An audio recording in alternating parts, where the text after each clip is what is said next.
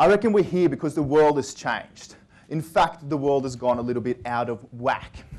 The fastest growing economy in the capitalist world happens to be a communist one. Who remembers the good old days when we used to write by hand? Yeah?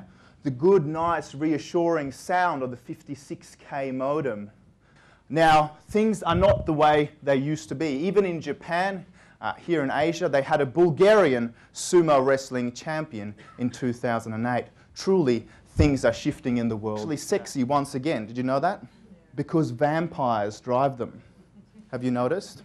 New moon, right? So Volvos are back in fashion. But the key thing here, what they realize, is that really innovation and new ways of thinking happens at the intersection of different styles of thinking. So they tell me to go out and externally scan. One of the models we use is STEEP, that many of you will be familiar with. It stands for socio-cultural, technological, economic, environmental, and political trends. So social media isn't actually a fad. It's a whole shift of thinking and acting differently.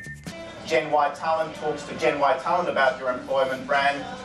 Only 14% of them trust your advertisements.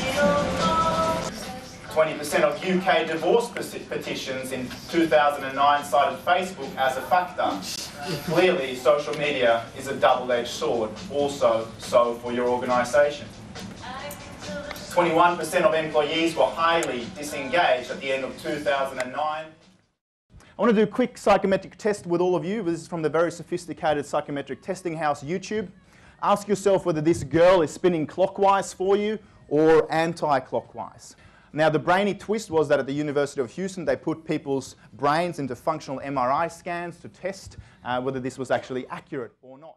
Similarly, in your organisations, you might do stuff that's really profound, and sometimes you might do stuff that's really trivial. You might have a thought leadership program in your organisation, for example, and Gen Ys, we're so narcissistic that we all think about ourselves as thought leaders.